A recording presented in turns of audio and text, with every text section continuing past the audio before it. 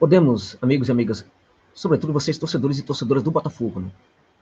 É também do Inter, também de inúmeras outras equipes do futebol brasileiro. Sobretudo, contudo, torcedores do Botafogo e torcedoras do Botafogo, né? Podemos colocar essa vitória do Glorioso sobre o Inter. Podemos apontar essa vitória como uma das mais importantes da história deste muito glorioso, o nome é muito bom, né? O apelido é muito bom, Glorioso. Podemos apontar essa vitória como uma das mais importantes da história deste grande clube de futebol brasileiro que é o Botafogo.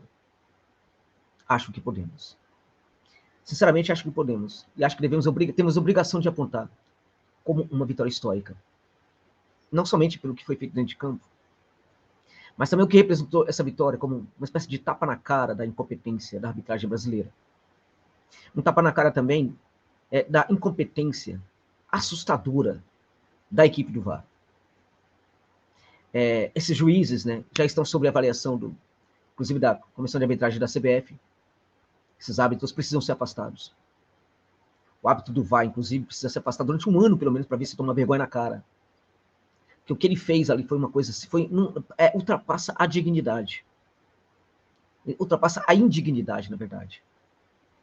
É revoltante, e não é somente porque a vitória do Botafogo, da maneira que foi, emocionante, vibrante, espetacular, ela não anula a revolta, e não pode anular a revolta dos botafoguenses e de todos os torcedores que têm o mínimo de decência nesse país em relação ao que fez a arbitragem. Não dá para aceitar. Ou a gente encara esse tipo de erro como algo muito sério no futebol brasileiro, ou não vamos evoluir na questão da arbitragem para nada. O VAR no Brasil é uma vergonha. É uma vergonha. Agora, por mais que nós pensávamos que já tinham chegado ao limite com os erros, né? Eles se superaram nessa partida do Botafogo contra o Internacional. Roubaram pro Inter? Eu não posso entrar nesse mérito, gente. Eu não acho que seja isso, não. Acho que a questão é de incompetência mesmo. É ruindade mesmo. São profissionais amadores. Por que razão? Pergunto para vocês. Por que razão esses senhores ainda estão na CBF, na arbitragem do Campeonato Brasileiro? Por que eles precisam estar? Diante do que fizeram, por que eles precisam ser suspensos durante 1 ou 2 meses, ou um jogo, como provavelmente vai acontecer? Por que é necessário ainda que os torcedores de todas as equipes do futebol brasileiro, da primeira divisão do futebol brasileiro, precisam continuar a aceitar esses incompetentes arbitrando aqui no Brasil? Por quê? Não é necessário. Porque os erros que cometeram foram coisas colossais. Colossais. E volto a dizer, o triunfo do Botafogo não anula, e jamais pode anular o que a arbitragem fez nessa partida. Jamais. Dito isso, gente, falemos um pouco mais sobre a partida, sobre o jogo, sobre essa vitória histórica do Botafogo. Sensacional. Sensacional. É mudança de chave? Como clube, sim. Como clube, essa vitória também, ela sinaliza mudança de chave no clube, porque tem muita coisa no clube que está respingando dentro de campo. São coisas no clube que respinga dentro de campo. Eu acho que o símbolo maior disso foi também essa vitória do Botafogo. Ok? Antes de eu seguir com tudo, explicando esse jogo, tentando entender esse jogo também, debatendo esse jogo com vocês, queria só pedir uma gentileza para vocês, que é o seguinte. Pedir uma permissão para falar aqui da 1xBet, né, gente? Que é uma casa de aposta aí mundialmente conhecida, patrocina este canal, por isso eu vou convidar você que curte meu trabalho, que gosta também de uma aposta esportiva, vou convidar você para pensar na possibilidade de mudar de casa de aposta. Por que não conhecer a 1xBet? Por que ir sempre na mesma? Josa, já sou cadastrado. Então, pratique seus jogos, faça seus jogos na 1xBet. Né? É muito importante para este canal. É muito importante para que este canal cresça. Tivemos vários problemas aí, ultimamente no canal, que ficou paralisado durante um tempo. O próprio YouTube reconheceu que andou errando no meu caso, mas nada fez para mudar isso. Tirou vídeo meu do ar, que depois de 2 meses eles reconheceram que eles estavam errados. E enquanto isso, o canal parou de crescer, parei de ganhar inscritos aqui no canal. Convido você que está vendo esse vídeo a se inscrever no canal, caso não seja inscrito, e convido você a conhecer o patrocinador que nesses momentos difíceis me ajudaram. me ajudou. É a 1xBet. Então, se você não é inscrito, use o link que está na descrição desse vídeo aí para se cadastrar lá. E também use o código promocional ONEXJOSA, que é aquele que notifica para eles que você está chegando na casa de aposta a partir, por exemplo, da minha recomendação. E aí os caras vão ver que vale a pena continuar a patrocinar o meu canal. Então se cadastre e use o código promocional ONEXJOSA lá para você dobrar o valor do seu primeiro depósito. E também para notificar que você chegou à casa de aposta a partir do que você viu neste canal. É muito importante para este canal. Então eu peço para você essa gentileza aí também. Tá? E também não é somente por isso, é porque também é uma casa de aposta que vai tratar você como consumidor. Sabe aquelas partidinhas que saem ali nos acréscimos, ela sai ali os mercados são todos suspensos? Isso não vai acontecer no XBET. Porque o respeito ao consumidor é o que notabilizou essa casa de apostas como uma das mais confiáveis no planeta. Lá na Europa é tida como a mais confiável do mundo. E aproveita e pense no jogo de hoje à noite do Brasileirão. São Paulo e Palmeiras. Uma aposta segura para mim, eu sempre falo de aposta segura, seria menos de 2 gols no primeiro tempo. Ah, mas não vou ganhar nada, mas é aposta segura. Uma não tanto segura assim seria vitória ou empate, na minha opinião, do Verdão. Né? Mas eu ainda ficaria com a primeira opção, tá bom? Usa o link que está na descrição desse vídeo, também no comentário fixado, para se cadastrar e use o código promocional ONEXJOSA. Tá bom, meus amigos? Muito obrigado pela gentileza aí. Fechando parênteses, então, voltando a falar dessa partida memorável. Memorável. Em todos os sentidos. O Botafogo simbolizou a indignação, a revolta de muitos torcedores brasileiros com a arbitragem aqui no Brasil. Pelo que o Botafogo sofreu. Mas o Botafogo também simbolizou a luta, a garra, que poucas equipes no Brasil costumam demonstrar. Como eu falo que isso vem também de coisas no clube. Às vezes coisas que a gente não consegue ver. A gente não consegue perceber claramente. Porque o Botafogo esteve durante muito tempo sendo muito mal administrado. Há coisas no clube que as pessoas não têm noção que acontece, que aconteciam. Há inúmeras situações complicadas no clube de futebol que às vezes não ficam muito claras para os torcedores. Há inúmeros dirigentes que enriquecem usando o clube de futebol. Há muitas transações esquisitas. Não é à toa, não é por acaso que os dirigentes do futebol brasileiro têm muitas relações promíscuas com alguns empresários. É daí que surgem, às vezes, nomes de jogadores que ninguém sabe de onde vêm, que não são recrutados pelas equipes de scouting dos clubes brasileiros. São recrutados, na verdade, pelos empresários. Na verdade, não são recrutados, são oferecidos pelos empresários aos dirigentes que acabam contratando. E por que contrata? Por que contrata? É uma boa pergunta, né? Pessoas como eu, que trabalham um pouco no meio, têm uma noção muito precisa sobre isso. Eu mesmo já falei para vocês que eu já presenciei, inclusive, uma situação vergonhosa de corrupção no futebol, com um dirigente que estava roubando o clube. Mas, infelizmente, eu não pude gravar aquela situação. Não tenho prova, não posso falar. Mas eu sei, por exemplo, eu estava com outra pessoa ao meu lado. Entende? Então, essas coisas são muito comuns. O fato, gente, é que quando o clube não funciona, não é apenas um técnico que não funciona. Não é apenas a preparação física que não está funcionando bem. São muitas coisas no clube e algumas delas a gente nem tem noção. Às vezes o cara da informática do clube, se ele for muito ruim, de uma forma ou de outra, o trabalho dele pode respingar também na qualidade da equipe dentro de campo. Há inúmeros profissionais do clube que são muito importantes, gente, mas muito importantes mesmo, para que uma equipe ela tenha tranquilidade e possa jogar seu futebol dentro de campo. Mas muitos desses profissionais nem sempre estão no clube, ocupando cargos por terem competência. Muitas vezes estão nos cargos também por amizade. Porque é amigo de um ou outro dirigente. Na maior parte dos clubes brasileiros impera um tal de clube de amigos. A partir do quê? A partir do quê? Muitos cargos são ocupados pelos amigos. Não é porque os caras são competentes, mas é porque são amigos. Quando a gente olha, por exemplo, para situações como a equipe do Cuiabá, você muda de técnico, o perfil do técnico, e o clube está indo para mais uma divisão na Série A do futebol brasileiro. Né? Quando você olha, por exemplo, para o que está acontecendo com o Atlético Goianiense, que está aí sofrendo nessa competição, mas está a terceira, quarta temporada no Campeonato Brasileiro, né? E outros como Fortaleza também. A gente precisa entender, né?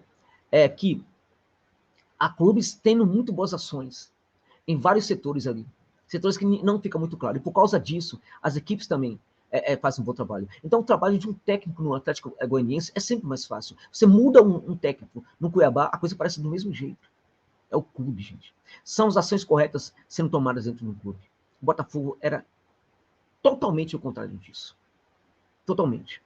Quando eu falo que essa vitória também ocorre também por causa de um clube que mudou muito, é muito importante a gente acreditar nisso. O Botafogo hoje tem ações de gestão que são ímpares na história do Glorioso. Aquela questão de ter boa intenção, não ter boa intenção. A questão não é mais essa, gente. A questão é o profissionalismo que impera hoje no clube. A gente pode argumentar aqui que nem tudo nem tudo são flores. Há resultados complicados ainda, por certo que sim. Mas, na minha opinião, também este momento de altos e baixos do Botafogo ainda é produto de um clube em transformação.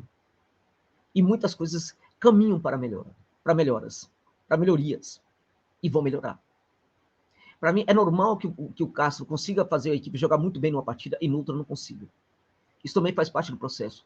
Alguns jogadores que chegaram não renderam no Botafogo quando chegaram. Talvez aí é necessário reavaliar, inclusive, as próprias contratações. Um ou outro, por exemplo, chegou, não estava bem, e, por exemplo, foi o símbolo de uma dessas vitórias, foi um dos símbolos dessa vitória, por exemplo, o Piazon nesse jogo. O que significa que, no caso desse jogador, né, ele vem numa crescente, ele vem melhorando, né, e deixando de lado, dinamitando aquela imagem muito negativa que ele deixou assim que ele chegou ao Botafogo. Mas também no caso do Piazon, se na partida que vem, na próxima partida, ele jogar mal, é necessário entender. O Botafogo vive um processo. E neste processo, altos e baixos ainda serão comuns.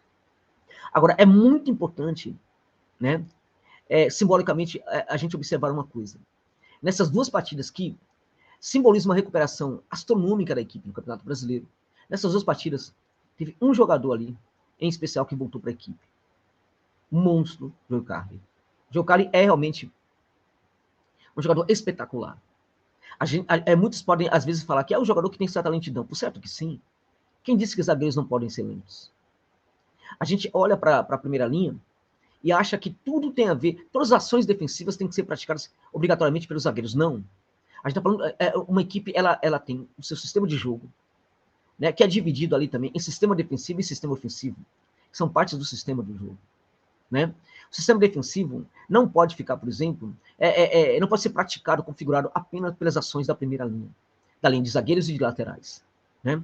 Tem que ser configurado também por todas as ações defensivas que todos os jogadores têm que praticar dentro de campo. Não é fácil fazer isso. Não é rapidamente que um técnico consegue fazer isso. Então, quando você tem um sistema defensivo muito bem elaborado, quando você tem, por exemplo, uma linha de 3, você pode encaixar perfeitamente um jogador como o Carli e ele vai funcionar muito bem. Porque o que ele entrega de positivo para o Botafogo anula completamente, absurdamente, né, aquilo que ele pode, eventualmente, em algumas situações, entregar de negativo. Agora, o Joe Carli é realmente um monstro. É comovente ver o Joe Carli jogar pelo Botafogo. É comovente. De novo, foi monstruoso nessa partida. Não perde uma disputa aérea. Inacreditável, não perde uma disputa aérea. Já havia sido fabuloso para mim o nome do jogo da partida anterior. E nessa partida, ele também foi um dos símbolos dessa vitória da equipe do Botafogo. Gatito, outro grande jogador. Outro grande. Na verdade, os nomes de quem a torcida espera que seja uma referência de grandes atuações, de recuperação da equipe, eles estão entregando isso neste momento. Estão entregando. E são jogadores aí mais experientes, né? Alguns dos mais experientes. Tem ali alguns jovens também, que acabam ganhando bastante relevo, quando os jogadores mais experientes também conseguem entregar o que estão entregando, jogadores como o Carli. O Carli não pode ser reserva mais dessa equipe de jeito nenhum. Agora, parece que o Castro entendeu que a linha de 3 é o melhor para o fogão. Nesse caso, o Carli, ele provavelmente, até por causa disso, não vai mais sair da equipe. Nessa partida, o erro do árbitro no começo, ali foi um negócio absurdo, foi um crime que foi feito com o Botafogo, na marcação daquele pênalti, na expulsão do seu jogador, foi um crime. O que já danifica muito, né, o sistema defensivo da equipe, que você pede um jogador que justamente vai montar essa linha de 3 para dar sustentação de jogo para um cara como o Carli. O Botafogo não se perde na partida. O Botafogo tem uma capacidade de lidar com o psicológico do jogo, lidar com a adversidade do jogo de uma maneira brilhante, como poucas vezes a gente percebe, se depara com o futebol brasileiro. Porque o Botafogo foi vítima de uma injustiça. Depois de poucos minutos, o Inter faz 2-0. Muitas das equipes, talvez 90% das equipes brasileiras, seriam completamente tombadas naquele momento. O Botafogo não se tombou. Reagiu, continuou, foi para frente, o tempo inteiro jogou para fazer gols. Em nenhum momento recuou. Teve um sistema defensivo espetacular, espetacular. Ações defensivas espetaculares que, ao mesmo tempo, não anularam da equipe a vontade de tentar fazer o gol. Acabou fazendo um gol de desconto aí no primeiro tempo, no segundo tempo empata a partida, sempre buscou fazer gols. Defendeu, esteve muito mais preso à sua primeira linha, ao seu primeiro campo, por questões de necessidade e circunstâncias do jogo. O Inter não jogou mal. Não jogou mal. O Botafogo que foi espetacular. Espetacular. E exerceu o controle do jogo mesmo na adversidade. Consegue empatar a partida, no final tem aquele gol ali anulado do mercado, né, que já é uma provocação absurda sobre o Piazon, que depois responde quando a equipe faz o gol. Né? Nos dois casos há um erro, ou nos dois casos a gente tem que entender que tudo é justo. Agora, o que não é justo é a reação do time do Inter. Que Inter é esse que, quando for perder dentro de casa um jogo, que Inter é esse que vinha muito bem, e quando perde um jogo desse, fica daquele jeito. Sai do sério, perde a compostura e vai para a briga. Né? Eles não provocaram o jogador? Por que eles não poderiam aceitar também a provocação? Tá errado. A provocação do jogador estava errada, a provocação do jogador também está errada. Agora, o jogador, por exemplo, não é um ser humano. Ele foi provocado de uma maneira absurda no gol do mercado.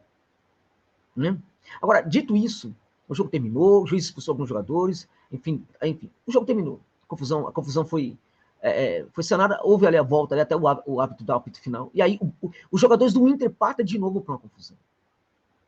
Partem de novo para a confusão, para a agressão. E o símbolo dessas agressões é o jogador David, que foi muito mal na partida, perdeu o gol, um gol cara a cara, prejudicou a equipe, inclusive, no terceiro gol do Botafogo. Um jogador limitadíssimo, na verdade, muito forte, né? Mas é um jogador limitado, um jogador que é limitado a um tipo de ação, velocidade pelo lado do campo. Não vai funcionar como centroavante. E não tem entregado para o Inter nem 10% das expectativas depositadas nele pelos torcedores. Agora, ele sabe ser galinho de briga, né? Ele sabe ser covarde, porque a agressão que ele dá ao Piazon ali é por trás. Ele poderia, por exemplo, gerar muitos problemas para o jogador a partir da situação daquela agressão. Dizem que foi na nuca, por exemplo. Agora, o fato é que o jogador parece que tem problemas aí por causa dessa agressão. Né? Foi covarde aquilo, foi por trás. É fácil assim também. Né? Mas o fato é que o Botafogo superou tudo isso. Teve uma noite histórica na Gigante do Beira-Rio. Da Beira-Rio. Histórica. Uma vitória realmente sensacional. Um tapa na cara da incompetência da arbitragem. Uma vitória que todos os torcedores, de uma forma ou de outra, no futebol brasileiro, deveriam comemorar. Foi uma vitória contra a incompetência da arbitragem. Foi uma vitória da dignidade, contra a indignidade e a incompetência dos árbitros, que merecem ser severamente punidos. E foi também uma vitória, simplesmente, meus amigos, uma das maiores vitórias, na minha opinião, da história do Botafogo. Uma das maiores vitórias da já gloriosa história do Glorioso. Uma vitória realmente sensacional.